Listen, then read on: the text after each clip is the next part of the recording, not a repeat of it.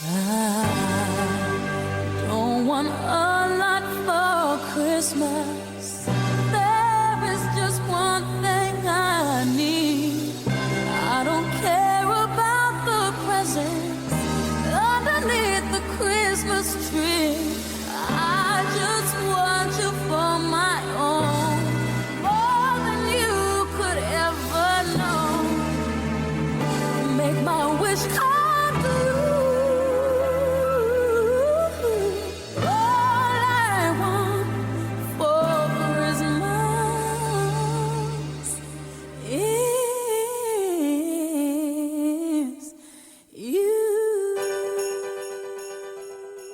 Salut à tous les amis, comment ça va? Bienvenue dans ce tout nouvel épisode sur ma chaîne La Tanière de JM.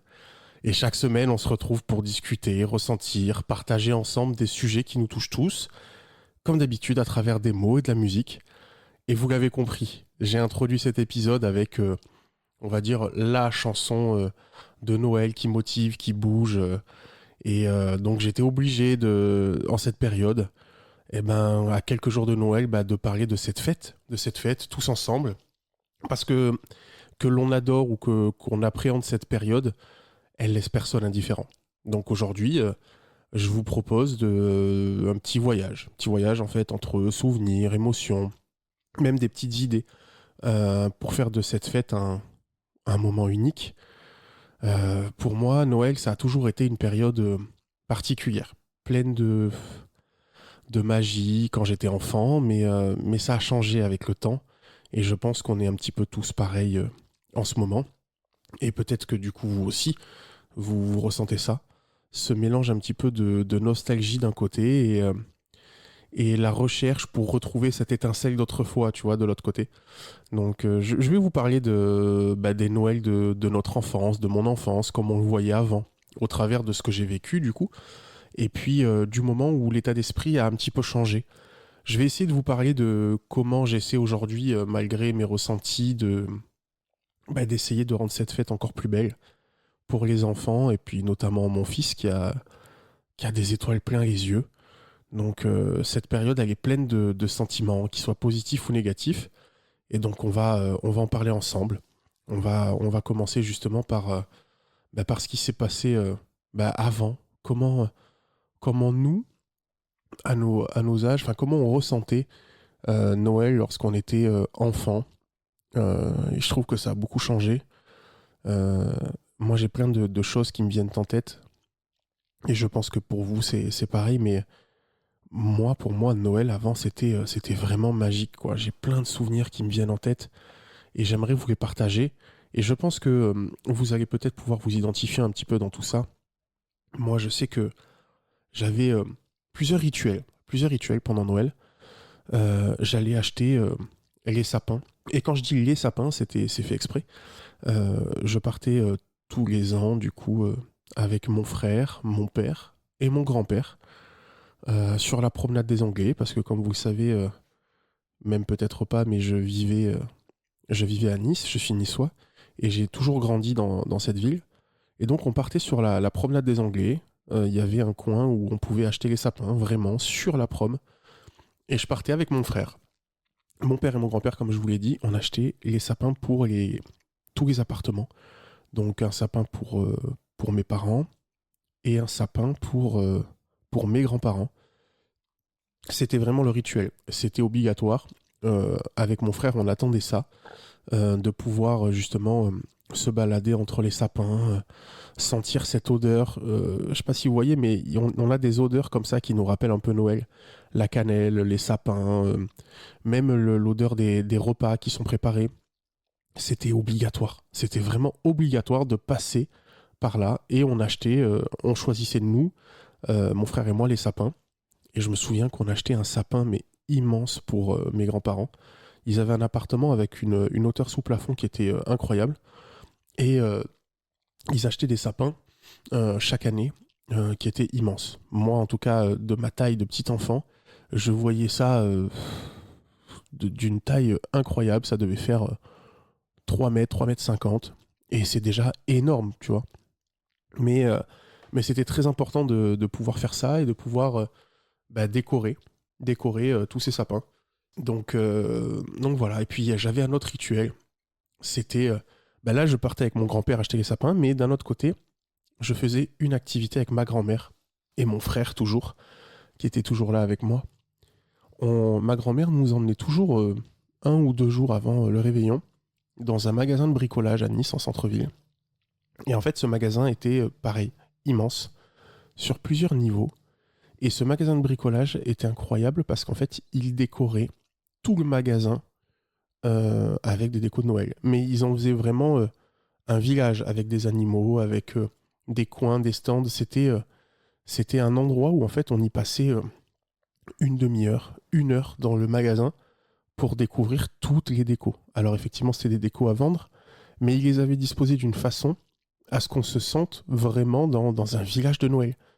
Et c'était le rituel. Chaque année, ma grand-mère nous emmenait en fin de journée quand il faisait nuit, avec cette ambiance un petit peu de...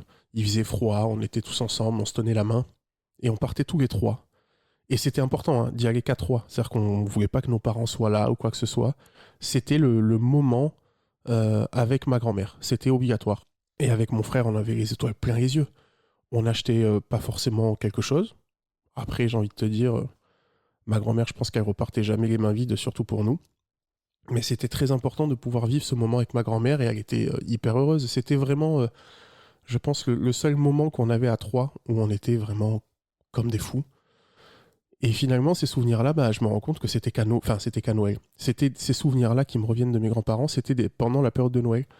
Donc ils essayaient toujours de nous donner cette énergie, cette magie, parce que dans le passé, on avait finalement pas besoin d'y croire, on avait juste besoin de le voir. Et en fait, c'est là, je trouve, la différence. C'est-à-dire qu'avant, on y croyait parce qu'on voyait des choses. Aujourd'hui, je trouve que l'ambiance, elle est différente. Je trouve qu'aujourd'hui, on voit plus, mais en fait, on nous impose à croire. On impose à nos enfants d'y croire, alors qu'ils voient plus comme avant, comme nous, on voyait avec nos yeux. Je trouve que dans les rues, il y a beaucoup moins de déco. Je trouve que même les marchés, les villages de Noël, avant, ils étaient plus grands, c'était plus cosy, plus rustique. Maintenant, on a l'impression que c'est beaucoup plus commercial qu'autre chose.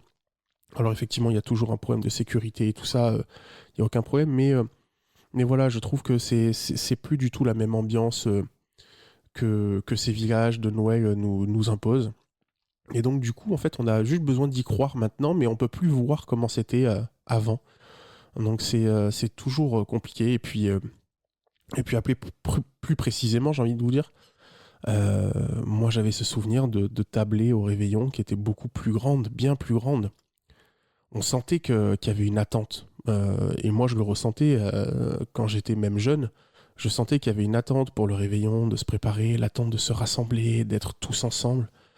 Moi je me souviens de Noël avec des oncles, des tantes, des cousins, des très grandes tablées où en fait on était là juste pour être tous ensemble, à rigoler, et puis c'était vraiment bon enfant, la fête. Et puis à un moment on se rend pas compte, mais on change les rôles. On passe de celui qui reçoit tout ce qu'il doit recevoir, tout Noël, à celui qui organise. Et en fait, c'est en devenant adulte que tout change, et surtout ces dernières années. Et j'arrive pas à me dire à quel moment le switch a été fait, et à quel moment il y a eu tout ça, mais quand on grandit, Noël, en fait, je trouve, perd un peu de son innocence. Attention, c'est normal, il y a les étoiles dans les yeux qu'on avait quand on était enfant, on les a un peu moins, c'est normal. Mais je trouve que en ce moment, on se concentre davantage sur ce qu'il faut acheter, ce qu'il faut préparer. Et parfois, on oublie ce qui rendait vraiment ces moments magiques. J'ai l'impression que nos parents et nos grands-parents, ils avaient tellement plus la magie de Noël en eux que nous, en fait, à leurs âges maintenant. Voilà, moi, mes parents, quand ils nous faisaient tout ça, ils avaient une trentaine, quarantaine d'années comme moi j'ai aujourd'hui. Mais j'ai l'impression qu'ils avaient beaucoup plus de magie de Noël que nous. Et c'est là où j'arrive pas à déterminer ce qui s'est passé, et la société a fait qu'on en est là maintenant. Mais j'avoue que maintenant, moi en tout cas, j'ai beaucoup de mal avec les fêtes de fin d'année. Ces fêtes, je trouve, en tout cas pour moi, me rappellent énormément des moments difficiles dans ma vie, notamment les chaises vides à table, qui nous rappelle en fait ce que la vie nous prend. Une année, on est tous ensemble, et l'année d'après, 2 ou 3 personnes nous ont quittés et sont plus là pour partager ce moment avec nous. Alors, ce peut être des personnes disparues, euh, qui sont malheureusement plus là pour être avec nous, et c'est vraiment très triste. Et ce sont des personnes irremplaçables. Et puis, il y a aussi ces chaises vides avec des personnes avec qui on avait des liens, on tissait des liens, et qui, d'une année sur l'autre, ne sont plus là, pour diverses raisons. Voilà, à qui on parle plus, on s'est éloigné. C'est compliqué. Il y a aussi, en tout cas de mon vécu, il y a quelques temps, je me suis séparé, il y a maintenant plus de 2 ans. Je me suis séparé avec la mère de mon fils, et ce qui a encore rajouté certaines choses négatives, parce que on se retrouve de Noël passé réellement en famille, avec toutes les familles, avec ma femme, mon fils, à devoir d'un seul coup tout préparer, tout anticiper. Mais on sait très bien, je sais très bien qu'il y a le réveillon le 24 ou le 25, il y a une période où je serai sans mon fils. Et c'est ça aussi, quand je parle des chaises vides, il n'y a pas que les personnes disparues, il y a aussi les personnes que l'on aime, avec qui on ne peut pas être à Noël. Ça, c'est une période que je souhaite à personne, et je pense que beaucoup de monde le ressent, et le vit au quotidien, et le vit chaque année. Mais ce ressenti d'un seul coup de devoir composer sans la personne que l'on aime. Alors effectivement, moi, c'était la famille entière que j'aimais. Donc me retrouver sans elle, et sans mon fils, du jour au lendemain, une période, enfin sans eux, c'est très compliqué. Après, c'est la vie qui fait ça, et voilà, il y a des personnes qui préfèrent être vraiment dans d'autres circonstances. Mais moi, c'est surtout maintenant, depuis 2 ans, le fait de savoir que je vais passer une période, une fête de Noël sans mon fils, ça fait mal, ça fait très mal, mais je sais au fond que lui, il va vivre une période où il va être heureux, très heureux d'être avec sa maman à ce moment-là. Moi, cette année, je serai tout seul, enfin sans lui en tout cas, pour le réveillon du 24. Je serai avec lui le 25, et j'attends qu'une chose, c'est de pouvoir le voir le matin du 25 pour être avec lui, passer la journée avec lui, et retourner auprès de ma famille. Mais voilà, c'est tout compliqué, et je comprends tellement ces parents pour qui peut-être c'est la première fois que ça va arriver cette année, ou la deuxième. On est tous ensemble. On est tous ensemble. Pensez au fait que vos enfants, pour eux, c'est compliqué aussi, mais en fait, c'est pour ça qu'on a ce rôle de transmettre. De transmettre, parce que cette fête est devenue tellement commerciale, je trouve que tout est fait pour la surconsommation, alors que le plus important n'est pas là. Justement, par rapport à tout ce que je vous ai dit, le plus important, c'est de transmettre l'esprit de Noël. Et qu'on soit avec les personnes pour qui on compte, ou pour qui voilà, c'est très important de passer ce Noël, même pour eux, il faut transmettre cet esprit de Noël malgré nos propres ressentis. Le plus important, c'est ce bel esprit pour les générations futures. Et moi, ça me faisait encore rêver il y a quelques années. Mais comme je te l'ai dit, comme je vous l'ai dit tout à l'heure, ces derniers temps, je dois l'avouer, la magie est moins présente. Mais c'est la vie, c'est les déceptions, et c'est juste le fait qu'on se concentre sur d'autres priorités. Mais quand je vois les étoiles dans les yeux de mon fils, et même de mes nièces, que j'aime plus que tout, je réalise que c'est pas pour moi que je fais tout ça, mais vraiment pour eux. C'est peut-être bizarre, parce qu'on se dit souvent, et j'essaye de le transmettre maintenant, c'est d'essayer de vivre pour soi, et de pas attendre la vie des autres, et voilà, de d'abord s'aimer soi-même pour pouvoir attirer le positif pour les autres. Mais là, pour cette période, c'est un petit peu différent. Moi, je le vois différemment. J'ai besoin de transmettre ça à mon fils et à mes nièces pour que moi, ça me rende heureux. Alors, donc, je suis obligé de transmettre ce que j'ai vécu, ce que j'ai ressenti pendant des années aux enfants qui m'entourent, tout ce que j'ai ressenti, et je parle beaucoup à mon fils de tout ça. C'est pour ça que je donne cet exemple, c'est que avec lui, pour transmettre l'esprit de Noël, j'instaure des activités qui lui permettent de croire à toute cette magie. Si ça tenait qu'à moi, je ferais pas de sapin chez moi. Mais pourtant, je le fais avec lui et on adore le faire ensemble. C'est lui chaque année qui me dit où mettre les guirlandes et les boules. Attention, il les met n'importe comment, donc je le laisse faire. Et puis après, dès qu'il a le dos tourné, je remets tout en place un petit peu. Mais la chose essentielle, c'est lui qui met l'étoile au sommet du sapin. Moi, j'ai toujours eu cette tradition, que ce soit chez mes parents ou chez mes grands-parents, et c'est très important. Et lui, il a compris tout de suite. C'est-à-dire que maintenant, dès qu'il sait qu'on a le sapin à faire, alors qu'il a que 4 ans et demi, bah, il va prendre l'étoile dans le sac et il va me dire je mets l'étoile tout de suite. Et donc c'est hyper important et je suis content qu'il ait cette magie-là et qu'il ne comprenne pas, qu'il ne ressente pas ce que moi je peux ressentir aujourd'hui. Je veux lui transmettre ce que j'ai ressenti avant à son âge et un peu après. Et puis après, on prépare la liste et la lettre qu'on va envoyer au Père Noël. Lorsqu'on est dans la voiture, on se met plein de chansons de Noël et on chante à tue-tête. Ça lui permet de se créer ses propres souvenirs et de le voir heureux. Et c'est pour ça que c'est hyper important qu'on puisse mettre en place tout ça, que je puisse lui transmettre tout ça. Et vous, c'est pareil. Faites-le. Mettez de côté ce qu'on ressent pour que la magie continue. Et c'est pour ça que, comme je vous dis, je fais des chansons de Noël avec lui. Et en parlant de chansons, on va faire notre pause musicale maintenant. J'aimerais qu'on prenne le temps de se souvenir. Je vous ai parlé un petit peu de mes souvenirs, mais pour moi, Noël n'existe pas sans musique. C'est musique qu'on écoute que lorsque cette période commence et je trouve qu'ils font partie de ces souvenirs. On a des chansons comme ça qui nous font nous rappeler en fait certains souvenirs. Donc j'ai choisi une chanson qu'on connaît tous. C'est Silent Night, mais la version de Michael Bublé. Je trouve que ce titre est incroyable, car il me fait penser et il me fait ressortir des choses folles en fait. Un mélange de bonheur, de nostalgie et de mélancolie évidemment. Donc prenez le temps de ce titre pour essayer de vous souvenir de vos meilleurs moments de Noël. C'est très important. Et n'hésitez pas à me les partager parce que ça fait toujours plaisir d'être ensemble dans ces moments. Silent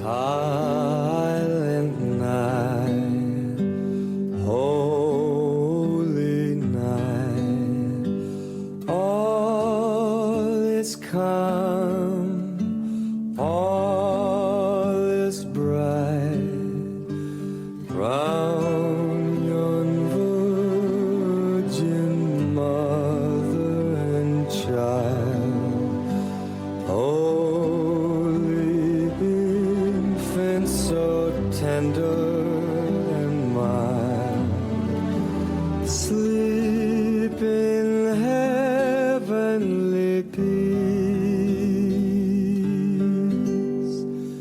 sleep in heavenly peace.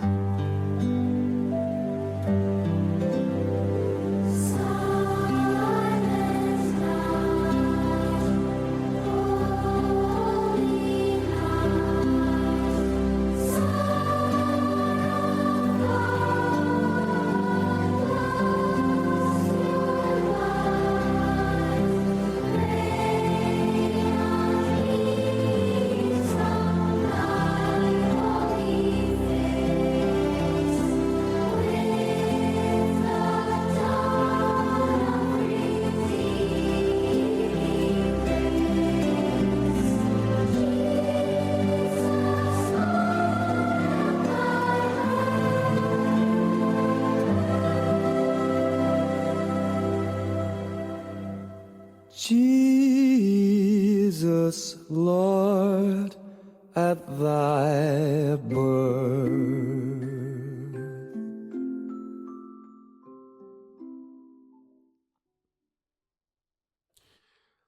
C'est un chant tellement beau et moi à chaque fois que je l'écoute, ça me rappelle ces souvenirs et j'espère que vous aussi vous avez pu prendre le temps de réfléchir à ce qui s'est passé de bien pendant toutes ces fêtes de Noël et je vous ai parlé de tout ça et je trouve qu'il y a une question aussi qui est importante, c'est d'essayer de comprendre comment on peut rendre le Noël de quelqu'un plus beau.